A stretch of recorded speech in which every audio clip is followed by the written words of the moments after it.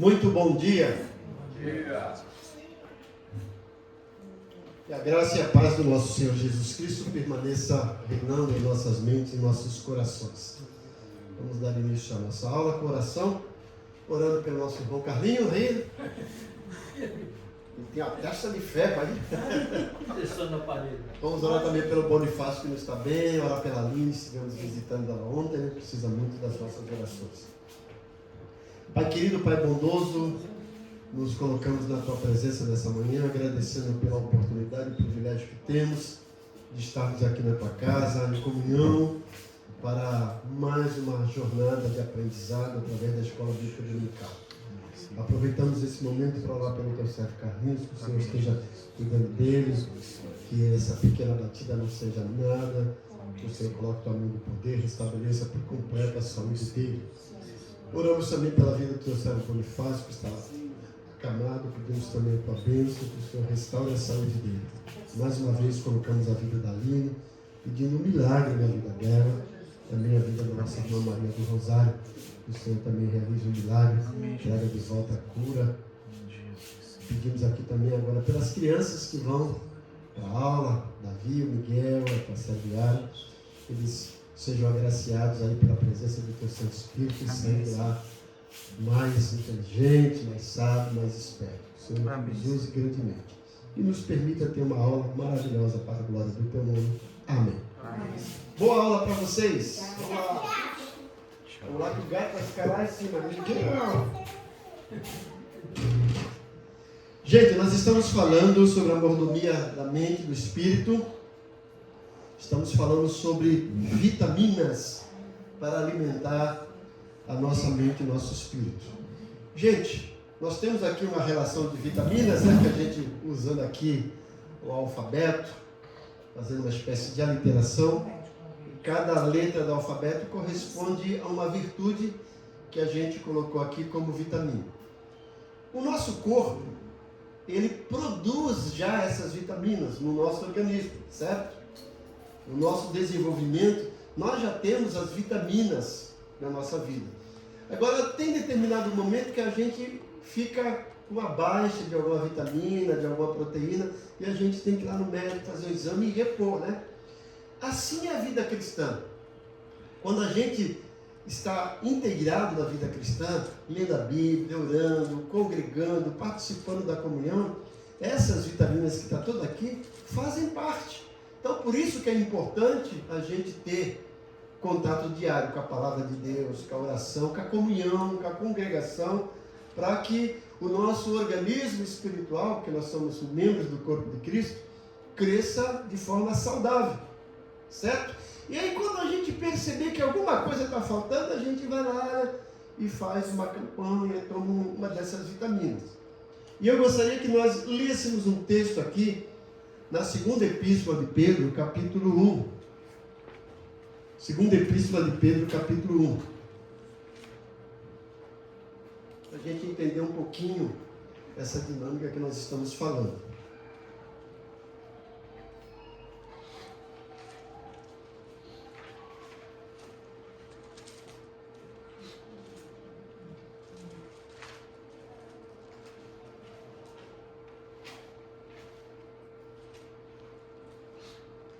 Nós vamos ler do 1 até o 11, tá?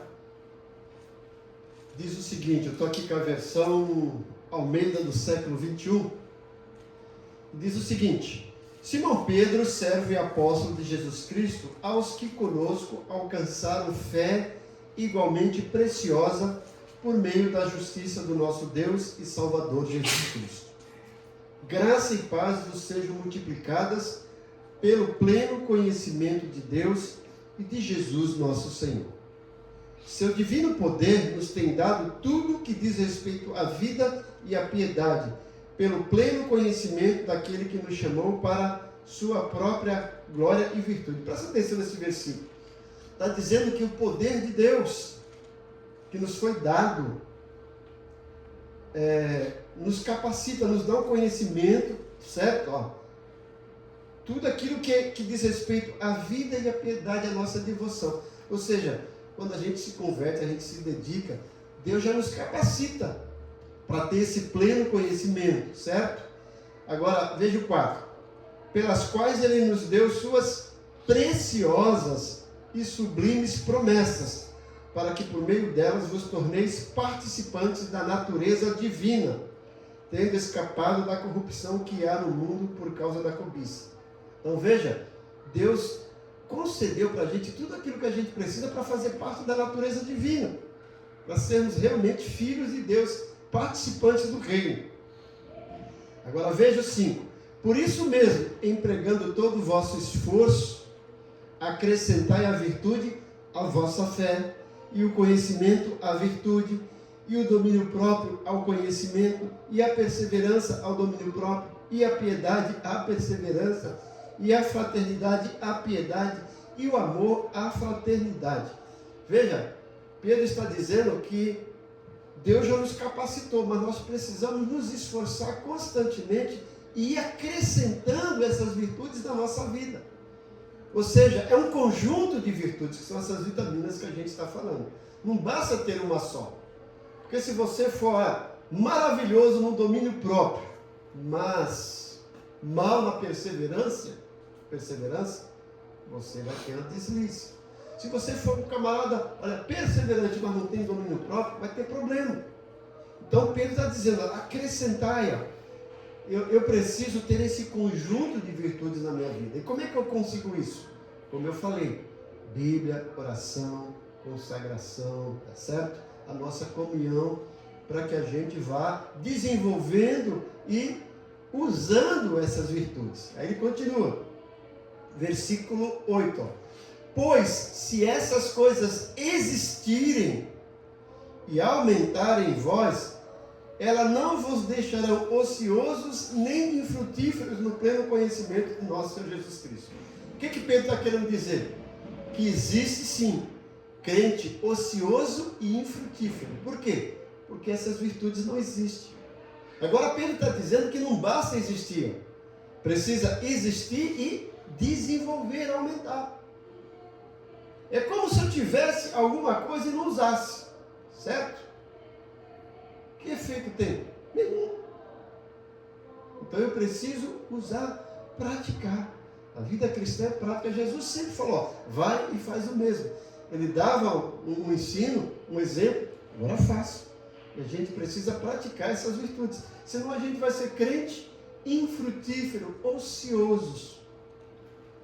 E aí ele continua. Versículo 9, né?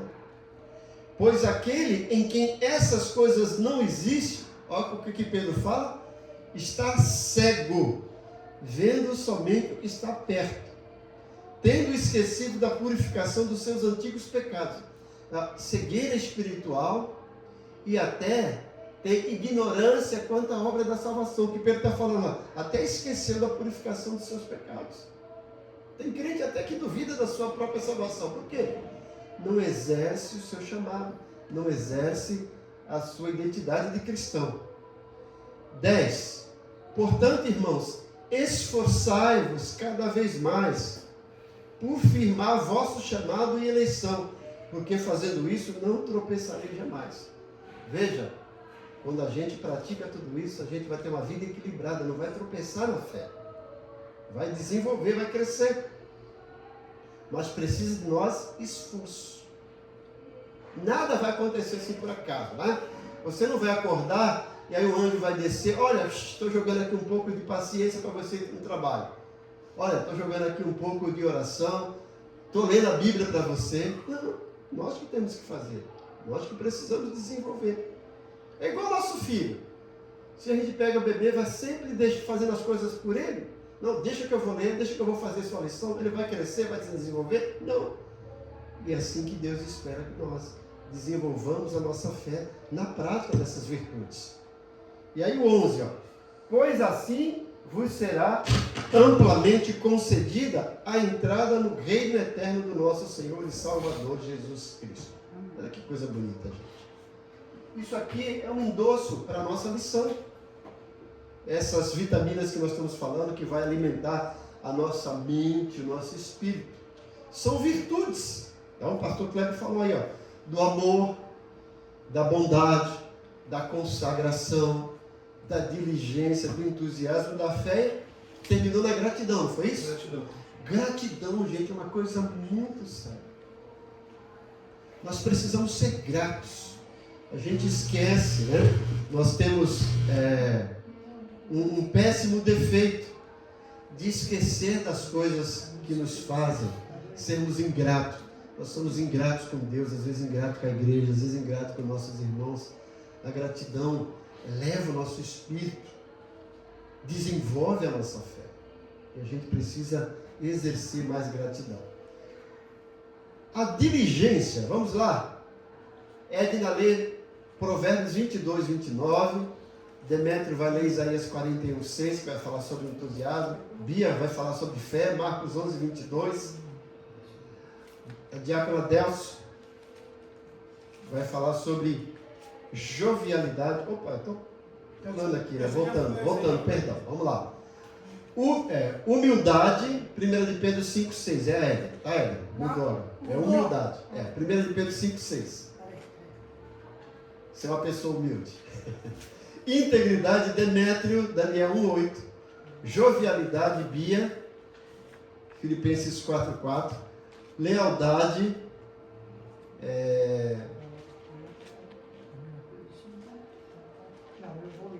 diácono Adelso. Mansidão, pastor Alexandre, Salmo 37, 11. Bia, puder, a gente está acompanhando quem está sem apostila, né? Fica ali. Então vamos aprender a ser humildes com a irmã Edna em 1 Pedro 5, 6. Humilhai-vos, pois, debaixo da potente mão de Deus, para que o seu tempo vos exalte. Olha, quando a gente mantém essa humildade, se humilhando debaixo da potente mão de Deus, no tempo certo Ele vai nos exaltar. E a gente precisa viver essa humildade. A Bíblia fala que Deus resiste ao soberbo, né? Exalta os humildes. E a gente precisa manter essa humildade. Às vezes a gente esquece disso e começa a ficar meio soberbo. O Salmo 130 ou 130, 131. O salmista diz: meu coração não é soberbo, meu Senhor. Nem traz o meu olhar arrogância ou altivez qualquer. Coisas demais não procuro que sejam grandiosas nem maravilhosas para mim. Mas em sossego fiz calar a minha alma. Como criança que descansa no colo da sua mãe, assim eu fiz calar a minha alma em mim. Vamos para a integridade. Daniel 1:8. Daniel resolveu não se contaminar com as finas iguarias do rei, nem com o vinho que ele bebia. Por isso pediu ao chefe dos eunucos que lhe permitisse não se contaminar. Daniel se manteve íntegro, gente. Ele foi escolhido pelo rei da Babilônia, né, pelo seu súdito, que foi lá, cercou Jerusalém e levou algumas pessoas para lá. Levou a princípio os jovens mais sábios e belos. Daniel foi com seus 3 amigos. Mas chegaram lá, primeira coisa que o Nabucodonosor mandou fazer: troca o nome deles. Se você perceber o nome deles, Daniel, Ananias, Azarias e Misael, todos eles tinham alguma coisa com Deus, né? Deus é meu juiz, tal. Chega lá, Nabucodonosor muda, nada desse Deus. Aqui vai ser tudo Deus da Babilônia. Vai ser Beltesazar, vai ser Sadraque, Mesaque e Abednego. Mudou o nome. Agora oferece a refeição preparada para ele. Daniel manteve-se íntegro, porque sabia que aquelas refeições eram consagradas ao ídolos babilônicos. E ele disse: nós não vamos comer. E aí o chefe lá dos eunucos: mas se você não comer, vamos fazer o seguinte: eu vou comer só legumes e água durante um período, você me avalia. E se eu piorar, tudo bem, aí eu volto como comida, senão você me libera. Veja, ele colocou aí sua vida em risco, né? Mas se manteve íntegro. E Deus honrou sua integridade. Mais à frente a gente vê também, lá no capítulo 6, quando aqueles outros tramam contra ele para ele parar de orar, ele manteve sua integridade e continuou orando. E Deus o livrou da cova dos leões. Jovialidade. A gente precisa ser jovem, né, Bia? Filipenses 4:4. Alegre-se sempre no Senhor. Repito, alegre-se. Essa jovialidade eu tenho falado sobre alegria. A gente precisa manter a alegria. A alegria nos torna mais jovens, né? Nos torna mais atraentes, mais entusiasmados, como a gente vai também, já falou sobre entusiasmo.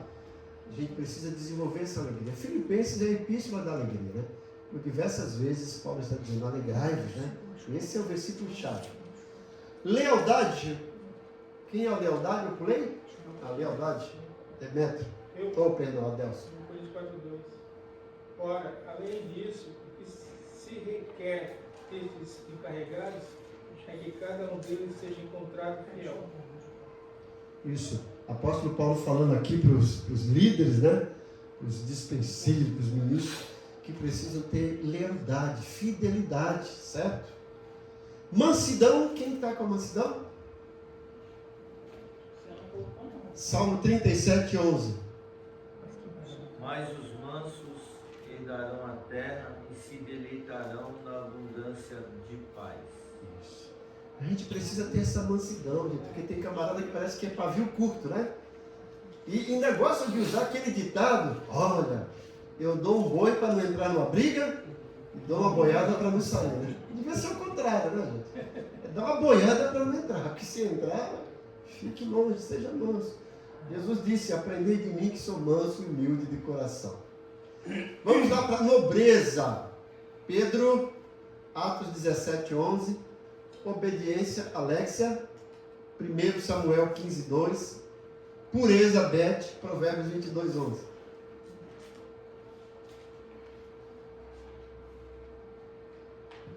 Estes foram mais nobres do que os de Tessalônica, pois receberam a palavra com toda a prontidão de mente, examinando diariamente nas Escrituras se estas coisas eram assim.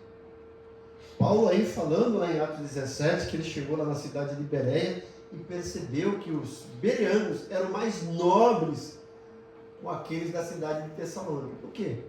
Paulo pregou, mas eles foram lá examinar. Ah, mas é o apóstolo Paulo que está pregando. Não importa, vamos ver se está aqui na palavra. E nós precisamos, gente, né? Examinar a palavra de Deus. Porque hoje, o que tem de coisa falsa aí sendo ensinada, os nossos fake gospel, né? Doutrinas errôneas, e as pessoas às vezes não percebem e vão caindo por isso. A gente vê pregador aí, você tem que estar debaixo de uma palavra, de unção profética, não sei o quê.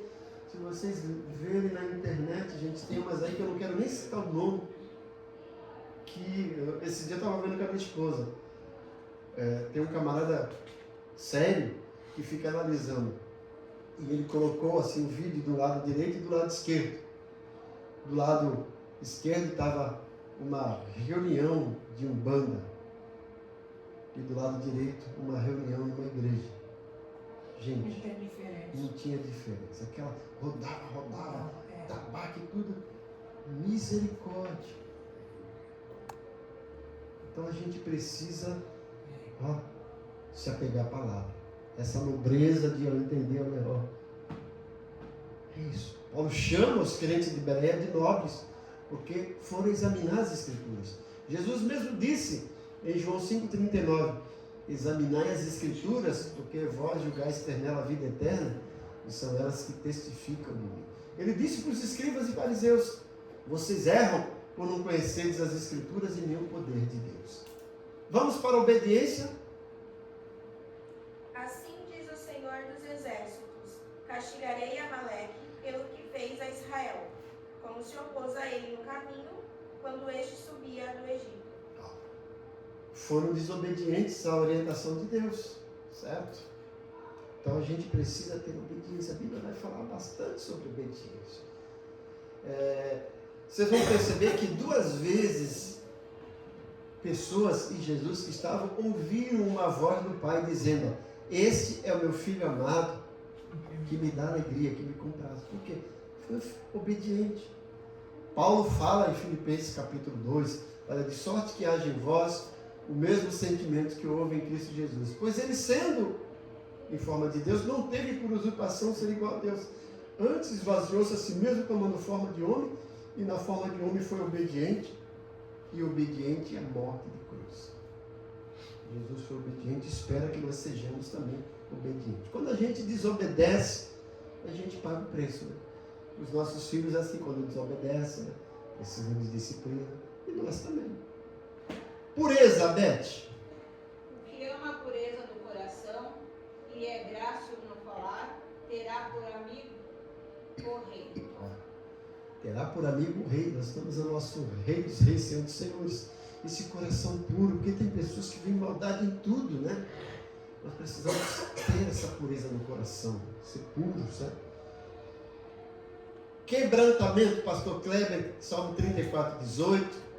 Retidão, Dani, Salmo 119, 1. Santidade, Fabiana, Hebreus 12, 1. E depois dos versículos 12 a 14, tá?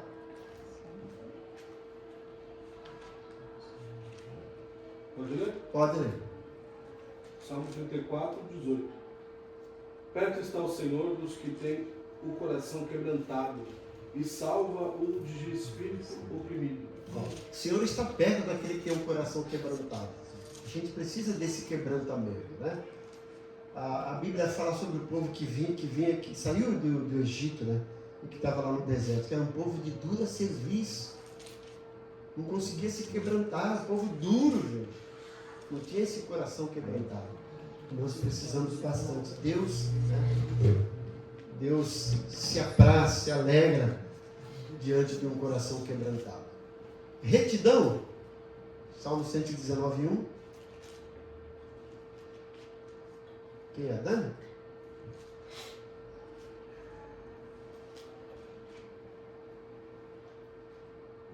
Como são felizes os que andam em caminhos irrepreensíveis, que vivem conforme a lei do Senhor. Olha aí, a retidão. Caminhos irrepreensíveis que vivem conforme a lei do Senhor. A gente precisa ter essa vida reta, essa retidão perante Deus, né? Santidade. Vamos lá, Fabiana. Hebreus 12, 1, depois versículo 12 a 14. Portanto, também nós, uma vez que estamos rodeados por tão grande número de testemunhas, livemos-nos de tudo que atrapalha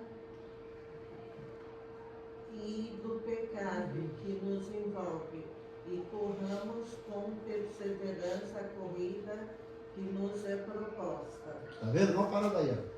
Nós estamos vivendo aqui uma maratona da fé. E para correr essa corrida, a gente precisa se livrar de todo o peso do pecado, né? De tudo aquilo que atrapalha. Versículos 12 a 14. Portanto, fortaleçam as mãos enfraquecidas e os joelhos vacilantes. Façamos caminhos retos para que os seus pés, para que o manto não se desvie antes seja curado. Então Paulo está trazendo aí, gente, essa ilustração de uma corrida, de uma maratona naquele tempo, né? E nós estamos vivendo a corrida da fé. E a gente precisa, vai ver que ele fala lá no versículo 2, ó, olhando para Jesus, autor e consumador da fé. Mas essa corrida de obstáculos, a gente tem que evitar essas coisas que podem tropeçar. Pecado, né? E ele fala, estamos rodeados de uma grande nuvem, estamos sendo observados, gente. Quando alguém erra aí, sai lá. Mas se for evangélico, o peso é maior, né? Eles colocam aquela coisa toda, né? Porque estão nos cobrando, estão nos olhando, certo? E a gente precisa manter essa santidade. A Bíblia fala que Deus é santo e espera que cada um de nós também sejamos santos. Trabalho, vamos para o trabalho, Pedro, Mateus 21, 28. Vamos para a união, Alexia, Colossenses 2, 22. Vamos abrir a nossa visão, Cabete, Joel 2, 28. E vamos terminar com zelo com o pastor Alexandre, 2 Coríntios 9, 2. Mateus 21, 28. E Jesus disse-lhes, em verdade eu vos digo que vós, que me seguistes, que na regeneração, quando o Filho do Homem se assentar no trono da sua glória, também vos assentarei sobre 12 tronos, para julgar as 12 tribos de Israel. Então Deus requer de nós esse trabalho diligente, e nós seremos recompensados por esse trabalho. 2 Coríntios 5,10 fala que todos nós deveremos comparecer perante o tribunal de Cristo para recebermos galardões pelas obras que fizermos aqui. O Senhor espera que a gente trabalhe. O Pai trabalha, espera que cada um de nós exerça o nosso trabalho. Por isso que eu sempre digo, o crente precisa descobrir quais são os seus dons e talentos e desenvolver na igreja. Porque se ele ficar lá só parado, ele não cresce, fica ocioso, não se desenvolve. E eu sempre digo que Jesus morreu de pé e de braços abertos, para a gente não ficar sentado e de braços cruzados. A gente precisa desenvolver. Nem todo ministério está aqui na frente. Está lá na porta, também é um ministério. Está lá limpando o banheiro, também é um ministério. Está lá cuidando das pessoas, está visitando, orando, é um ministério. Está lá na mídia, é um ministério. O Senhor espera. E quando a gente desenvolve o ministério, a gente progride.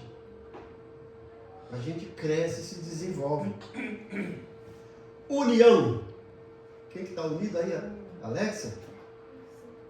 Para que os corações deles sejam consolados e estejam unidos em amor, e em todas as riquezas da plena compreensão, para que possam conhecer o mistério de Deus, que é o Pai e de Cristo. Isso, ó, estejam unidos em amor. Quando a gente pensa em união, além desse texto, mas qual é o texto bíblico que mais vai falar sobre a união? Quem lembra aí? Salmo 133, 1 é isso? Isso, Salmo 133. Ó, quão bom e quão suave é que os irmãos vivem em união. O salmista está dizendo que viver em união é bom e é agradável. Tem coisa que é boa, mas não é agradável, né? Certo? Nós estávamos falando aí sobre injeção. É boa? Excelente, mas não é agradável. Nem todo mundo gosta, né? Eu gosto, né? Remédio. É bom? É cura, mas nem é agradável. Tem algumas misericórdia, né? O autor está dizendo que a união, os irmãos viverem união, isso é bom e agradável. E fala que é como óleo precioso que desce sobre a barba de Arão. Então ele compara primeiro a união entre os irmãos com o ato de consagração sacerdotal. O ato de consagração sacerdotal é uma coisa tão importante. E o salmista está dizendo, né? A união também é tão importante quanto o ato da consagração para o ministério. É como a barba preciosa que desce sobre, como o óleo precioso que desce sobre a barba de Arão. É como o orvalho de Hermon. Por que ele está dizendo isso, gente? O Monte Hermon era famoso porque a maioria do tempo ele era coberto por uma crosta de gelo. E quando chegava o verão, os raios solares batiam naquela crosta de gelo e fazia uma espécie de uma visão maravilhosa. Mas o mais importante é que aquele gelo derretia e corria uma água e fertilizava toda aquela plantação em volta. Então o que o salmista está dizendo? Que a união produz esse espetáculo para as pessoas e ao mesmo tempo é importante para a produtividade, produz. E veja que depois ele fala, porque ali o Senhor ordena a bênção e a vida para todos os santos. A união conta com a bênção de Deus. Por isso que é importante a gente viver unido, né? Os irmãos precisam de união. E por isso que a gente precisa congregar. Tem um texto, eu não sei se é Isaías 43:6, é por lá, que diz assim, um ao outro ajudou, e ao seu companheiro disse, ser forte. Isso é união, é unidade. A igreja primitiva foi marcada por ter essa unidade, essa comunhão. Era unidade com comunhão. Veja, havia tudo em comum, vendiam os seus bens, estavam sempre juntos. Essa é a particularidade. E a gente precisa resgatar essa união. Nós estamos vivendo um período em que as pessoas mais se comunicam, mas ao mesmo tempo é um período que mais estão se afastando. É o relacionamento virtual. As pessoas já não têm mais tempo para sentar, para bater um papo, para tomar um chá, para conversar, para sair juntos, né? Antigamente a gente fazia isso, mas hoje com a modernidade nós estamos perdendo isso. E a união está indo ladeira abaixo. Visão, quem que vai abrir nossa visão? É Beth? É. Joel 2:28, né? Isso. E acontecerá depois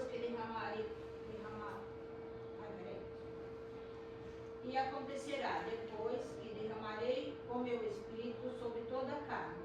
Vossos filhos e vossas filhas profetizarão, vossos velhos sonharão e vossos jovens terão visões. Isso. É o texto de Joel, mas a gente quer trabalhar isso aqui sobre visão espiritual, ser visionário, pensar nas coisas, né? A gente precisa disso. Eu gosto muito do texto de Reis 6, quando os profetas de Eliseu falaram assim: meu Senhor, os discípulos dele, né? Olha, o lugar que nós estamos está pequeno. Vamos até o Jordão, vamos trazer troncos e vamos estender a nossa tenda. Veja que coisa interessante. Eu fico admirado com esse texto. Veja que a iniciativa não partiu do profeta Eliseu, foram dos discípulos. Olha, vamos crescer, vamos nos expandir. Eliseu, olha, beleza, podem ir. Você não quer vir conosco? Ou seja, chamou ele. Veja que coisa interessante. Aqueles discípulos tinham visão e ao mesmo tempo entenderam que tinha submissão. Eles tinham uma visão, mas sabiam que tinha um líder. E eles vão, olha, a gente está pensando assim, o que o senhor acha? Submeteram aquela visão à direção do seu líder. Respeitaram a hierarquia. A Eliseu deu aval. Legal. Mas vai conosco. Ou seja, o senhor tem mais experiência, vai conosco e nos ensina. Isso é importante, gente. Se toda a igreja pensasse nisso, às vezes o crente fica lá, só está esperando pelo pastor, pela liderança, mas não tem iniciativa, não tem essa visão. E às vezes o pastor está preocupado com alguma coisa e não vê. Tá? Você vê o Carlinhos lá, deu uma cabeçada, né? Alguém viu, percebeu, foi lá. É isso que a gente precisa. Ficar com os olhos abertos para enxergar, num culto mesmo. Às vezes a gente chega e senta, assiste o culto. Ó. Eu usei o texto, assiste o culto e vai embora. Ou seja, assistiu, não participou. Mas o crente participativo, ele vem para cultuar. Ele está lá, se ele percebe que o irmão está diferente, ele chega do lado. Aconteceu alguma coisa, irmão? Estou sentindo que você está diferente. Precisa de ajuda? Aquele irmão que faltou, ele vai chegar lá e vai falar assim: apareceu, né? Vou cantar para você, ressuscitou. Não, né? Vou cantar para você, visitante, seja bem-vindo. Não. Que bom que você veio. Eu fico contente quando você está aqui. Está tudo bem? Precisa de alguma coisa? Veja a diferença. A gente precisa estar atento a isso. Perceber alguma coisa fora do lugar, a gente vai lá e coloca. Não é só esperar. Tem gente, infelizmente tem crente, isso aí é do pastor, ele está sendo pago para isso. Isso aí é lá de liderança. Isso não é meu. Fica passando para o outro. Todos nós somos responsáveis. E a gente precisa ter essa visão aberta. E a gente termina com zelo. Quem é o zeloso aí? Pastor Alexandre, vamos zelar. Porque vencei a prontidão do vosso ânimo, da qual me glorio de vós para com os macedônios. E a Caia está pronta desde o ano passado, o vosso zelo tem estimulado muitos. A Paulo elogiando os crentes de Corinto, chegou até um elogio aí, né, para aqueles crentes problemáticos. O zelo de vocês e aquela região da Macedônia. E ele também zelando pelo bem-estar dos seus filhos na fé das igrejas. Certo? Vamos para a nossa pausa, nós vamos aí distribuir balas e oferta, e depois nós vamos orar aqui pela caixinha, que eu não orei no começo, mas ela está aqui para a gente lembrar. A caixinha de oração.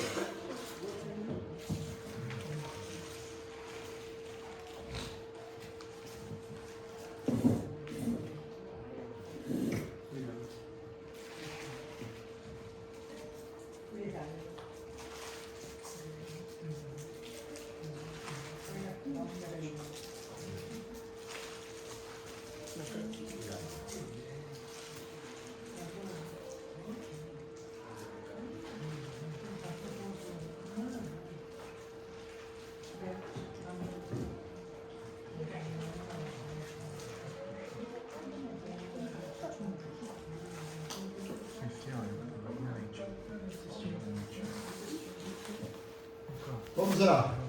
Pai querido, nós queremos agradecer por esse momento de ofertório, que o Senhor continue derramando bênçãos sem medida na vida do teu povo. Apresentamos também essa caixa, que tem nomes, que tem pedidos dos teus servos, que creem no teu poder, estão à procura de um milagre, milagre de cura, de salvação, milagre de prosperidade, alguma coisa que eles estão em falta. e tem plena certeza que o Senhor é provedor. Então nós, como igreja, intercedemos, colocamos esses pedidos, agradecendo pelo teu poder, pela tua bondade e pedindo que o Senhor realize cada um desses desejos, cada um desses pedidos, para que a fé do teu povo seja edificada e teu nome continue sendo glorificado. Nós oramos em nome de Jesus. Amém. Nós vamos concluir a parte da mordomia da mente e do espírito. Alguém quer fazer algum comentário, alguma pergunta, alguma dúvida? Nada a declarar?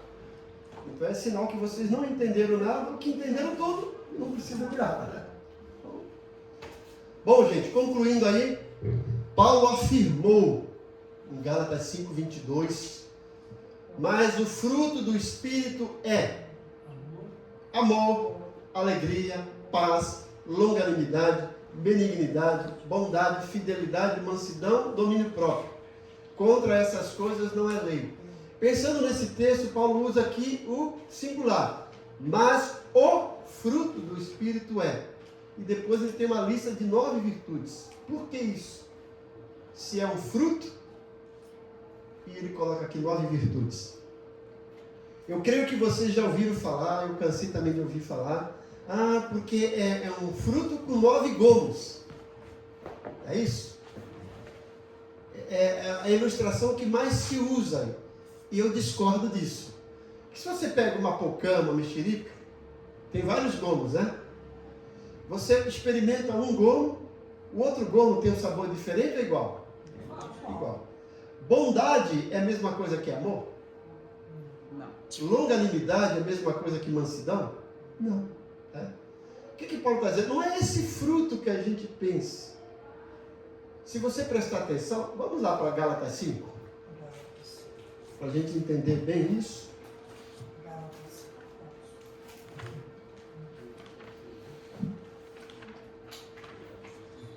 Quem já ouviu essa ilustração, que o fruto é isso? É uma fruta com 9... pera, não é? A maioria, eu cansei de ouvir isso também. Depois eu comecei a estudar. Não é isso. Não é isso. Vamos, Gálatas 5. Paulo vai falar sobre as obras da carne e o fruto do Espírito, né? E aí ele começa... E presta atenção no versículo 17. Porque a carne milita ou luta contra o Espírito, e o Espírito contra a carne. Eles se opõem um ao outro, de modo que não conseguisse fazer o que quereis. Paulo usa a expressão militar, e algumas outras luta. Ou seja, Paulo está dizendo que existe um conflito entre a carne e o Espírito. Veja, gente, um conflito militar não se resolve da noite para o dia. Quanto tempo está a guerra na Ucrânia? Acho que uns 4 anos ainda. A guerra lá dos Estados Unidos com o Irã, quantos meses? Não foi de um dia para a noite. Então nós vivemos nessa guerra constante. O que é carne aqui? Não é corpo, é natureza pecaminosa. O que é o Espírito? É a nossa natureza regenerada, o novo homem. Existe isso. Paulo vai falar isso em Romanos 7. O que eu quero é que não faço, o que eu faço é que não quero. Miserável homem que sou. Então Paulo está dizendo que existe um conflito constante entre a nossa natureza pecaminosa, que ele chama de carne, e essa nossa nova natureza, o Espírito. E aí ele fala aqui no versículo 18. Mas se sois guiados pelo Espírito, já não estáis debaixo da lei. Aí as pessoas falam, mas esse Espírito é o Espírito Santo. Já ouviram isso? Porque está com letra maiúscula. Esse Espírito não é o Espírito Santo. É o nosso Espírito. É o homem espiritual. Se nós deixarmos a nossa natureza espiritual nos guiar, certo? Aí ele vai dizer aqui no 19, mas as obras da carne são evidentes, a saber, imoralidade, impureza, indecência, idolatria, feitiçaria, inimizade, riqueza, ciúmes, ciúmes, ira, ambição egoísta, discórdia e partidarismo, inveja, bebedeira, orgias e coisas semelhantes a essas, contra as quais já vos previno, como vos preveni antes. Os que praticam não herdarão o reino dos céus. Está falando sobre as obras da carne, da natureza pecaminosa. Aí ele ficou 22. Mas o fruto do Espírito é amor, alegria, paz, paciência, benignidade, bondade, fidelidade, amabilidade e domínio próprio.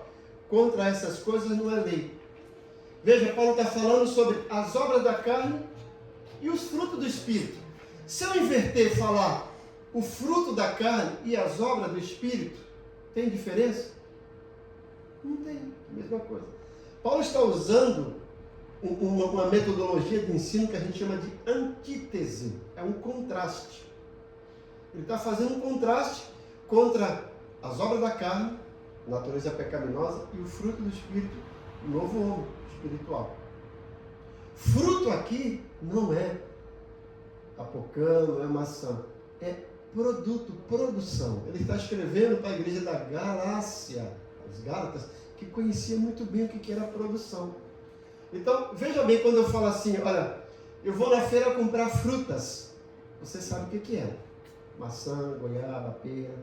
Agora, quando eu falo assim, ou eu comprei um carro, e esse carro foi fruto do meu trabalho, é maçã, goiaba, pera? Não. É o que eu produzi. O que Paulo está dizendo aqui é isso. O que a carne, a natureza pecaminosa produz? São as obras. O que o Espírito, o homem espiritual, produz? O fruto. É isso. Paulo está fazendo um contraste. Não tem nada a ver com fruto com 9 gomos. Tá? É a produção do homem espiritual, da natureza regenerada. Produz isso. Deu para entender? Então, quando ouvirem, olha, é um fruto com 9 gomos, já sabe. Não é isso. Certo? É o que a carne produz, a natureza pecaminosa. Vai produzir idolatria, feitiçaria, e Paulo fala, não herdarão o reino do céu. Mas o Espírito, o homem regenerado, vai produzir isso. Então, o que eu quero dizer com isso? Que assim como nós precisamos cuidar do nosso corpo, nós precisamos cuidar da nossa alma e do nosso espírito. E se eu estiver cuidando, vai produzir essas coisas boas. Se eu não estiver cuidando, quem vai reinar é a natureza pecaminosa, não é o homem espiritual. Ele vai trazer idolatria, feitiçaria, ciúme, inveja, certo? Deu para entender? Voltando aqui para a apostila. Prepare-se para a etapa final. Ló deixou-se influenciar pela gente da cidade de Gomorra. Errou profundamente. Está lá em Gênesis 19. Lembra quando Abraão volta com Ló? E aí houve contenda entre os pastores, né? Aí Abraão fala assim, olha, tá bom. Abraão, sendo o mais idoso e o tio dele, poderia escolher o lugar. Mas Abraão, amigo irmão, falou, Ló, escolhe. Ló olhou aquele lugar bonito, olha, eu prefiro lá. Não, tudo bem, pode ir. Tudo bem, né? Foi para lá. E Abraão foi para outro lugar. Mas Ló foi para onde? Sodoma e Gomorra. Ele olhou aquilo, atraiu o lugar de perversidade, de imoralidade que vocês conhecem lá. Se deu mal naquele lugar, né? Errou. Assim, meu amigo e meu irmão, se é que Cristo está em você, a sua carne já foi crucificada com as suas paixões e concupiscências. O que é concupiscência, gente? É até uma palavra difícil de falar, né? Eu conhecia um pastor que falava concuspe. É concuspe. O que é concupiscência, gente? É concupiscência, não concupisciência, tá, gente? É igual beneficência e não beneficência, tá? É concupiscência. O que é concupiscência? Ninguém sabe? Então eu vou sair aqui sem saber, ninguém vai me explicar. É desejo da carne, né? É culpado? Oi? É um culpado? É um culpado? Não vou te culpar por isso. A palavra concupiscência significa um desejo desordenado. Um desejo, uma paixão veemente, um desejo veemente. A Bíblia geralmente usa para o aspecto negativo. Aí fala, concupiscência da carne, um desejo desordenado da carne, para fazer aquelas vontades erradas. Aquele desejo veemente que você não consegue controlar. Algo que se parece hoje seria uma compulsividade. A gente sabe que é errado, mas tem pessoas que têm compulsividade por alimentos, por gastar, né? Por sexo, por outras coisas. Então Paulo está dizendo aqui, ó, com as suas paixões e concupiscências, seus desejos desordenados. Viva então no Espírito, ande no Espírito, porque Ele em breve voltará. Jesus voltará e nós iremos, né? Então, resumindo, gente, essa lição, semana que vem vamos entrar na mordomia do tempo, mas o que a gente quer dizer aqui, com tudo isso que a gente aprendeu sobre o corpo, depois a alma e o espírito, porque o ser humano, ele possui essas três faces. Veja que Tessalonicenses 5:23 fala assim: e o vosso corpo, alma e espírito sejam conservados irrepreensivelmente na volta do Senhor Jesus. Então a gente precisa cuidar do corpo, mas também precisa cuidar da alma e do espírito. Porque quando o corpo não está bem, a alma e o espírito sofrem. Quando a alma e o espírito não estão bem, o corpo também sofre. E a gente vai sofrer do que se chama-se de doenças psicossomáticas. São enfermidades que não nascem no corpo, mas nascem na nossa mente, no nosso espírito, mas que se alojam no nosso corpo. Hoje, muita gente sofre disso, né? E aí vive com enfermidades que se alojam no corpo. Davi foi vítima disso. Ele escreve o Salmo 32, o Salmo 6, o Salmo 38, gente. Vocês vão ver lá vários sintomas de doenças psicossomáticas que Davi sentia, por causa de um sentimento de culpa. Então a gente precisa cuidar. E a melhor maneira de cuidar do nosso corpo, alma e espírito, espiritualmente falando, ter uma dieta, certo? Regular. E qual é a nossa dieta regular? Bíblia e oração, né? E congregação. E desenvolvimento. Imagine que você esteja lá, você come, né? Normalmente, você se alimenta, toma água, come, mas você fica sempre na cama deitado. Você vai se desenvolver? E vai ficar obeso, vai ficar com algumas debilidades. Da mesma forma o crente. Ele precisa se alimentar de Bíblia e oração, mas precisa congregar. A palavra congregar significa agregar com. Então, você não congrega sozinho. Essa aí dos desigrejados de hoje. Ah, eu sou igreja. Não conhece a palavra igreja. A eclesia é a assembleia dos que foram chamados para fora. Você faz a assembleia de uma pessoa só? Não. Precisa ter alguém. Certo? E sempre que a Bíblia se refere à igreja, está se reunindo a um grupo de pessoas que está se reunindo em algum lugar. A gente precisa se reunir para crescer, para se desenvolver. Por isso que é importante congregar. Veja, nós vamos falar semana que vem, começar sobre a mordomia do tempo. Se nós fôssemos dar o dízimo do nosso tempo para Deus, nós teríamos que dar 2 horas e 24 minutos por dia para Deus. A gente dá isso? Não dá. Nós temos culto aqui, quarta-feira, 1 hora. Escola Bíblica Dominical, 1 hora. Domingo à noite, 1h30. Então nós temos 2, 3 horas e meia por semana que a gente dá para Deus aqui, como igreja. Mas tem gente que só vem no domingo. A Aline nos deu uma. A Aline falou que estava desviada. Eu acho que eu estou desviada por quê? Porque eu só vou na igreja domingo. Eu falei, então tem muita gente desviada na igreja. Os crentes domingueiros, né, gente? A gente precisa valorizar esse momento de estar com os irmãos, de se desenvolver e de crescer espiritualmente. Na semana que vem a gente vai começar a falar sobre tempo, né? E tem uma frase que a gente sempre usa e fala assim: ah, eu não tenho tempo. Já ouviram isso?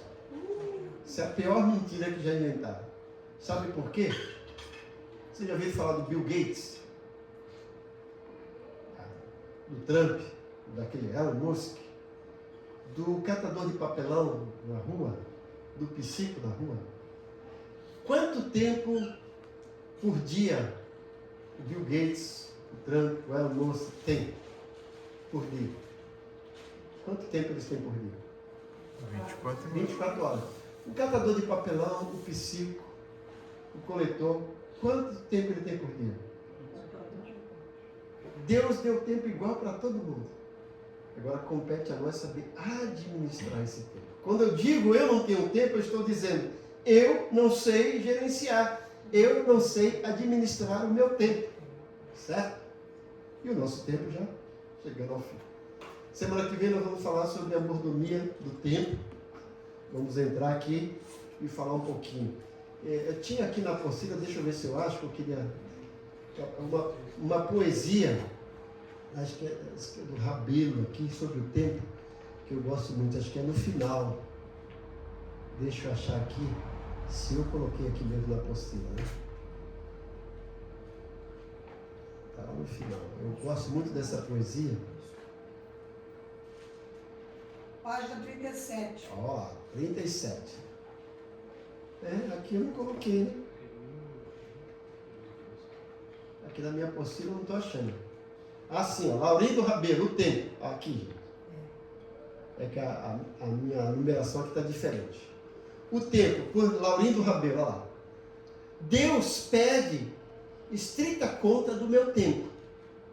É forçoso do tempo já dar conta. Mas como dar em tempo tanta conta? Eu, que gastei sem conta tanto tempo, para ter minha conta feita a tempo, dado-me foi bom tempo e não fiz conta. Não quis, sobrando tempo, fazer conta. Quero hoje fazer conta e falta tempo. Ó, vós que tendes tempo sem ter conta, não gasteis vosso tempo em passatempo. Cuidai, enquanto é tempo, em fazer conta. Mas, ó, se os que contam com seu tempo fizessem desse tempo alguma conta, não choravam sem conta ou não ter tempo. Maravilhosa essa poesia, se você ler e prestar atenção. Então, gente, aproveite o tempo, né? Porque o tempo não volta. Certo? A gente pode recuperar dinheiro, a gente pode recuperar amizade, mas tempo a gente não recupera. Passou, perdeu. Já era. Tá bom? Oremos. Pai bondoso, Pai querido, somos gratos pelo tempo que passamos aqui, aprendendo a Tua palavra, desfrutando aqui da comunhão. Nós somos gratos por esse povo que se faz presente, que participa tanto das quartas, quanto domingo de manhã, quanto domingo à noite. Nós pedimos que o Senhor continue derramando bênçãos sem medida na vida deles. Nos leva agora para os nossos lares, protegido pelos Teus anjos, nos dê um dia maravilhoso e nos traga de volta para cultuar a noite, em nome de Jesus. Amém. Que a graça do Senhor Jesus, o amor de Deus Pai e a comunhão do Espírito Santo seja conosco. Ebenezer, a igreja que se importa com você. Amém.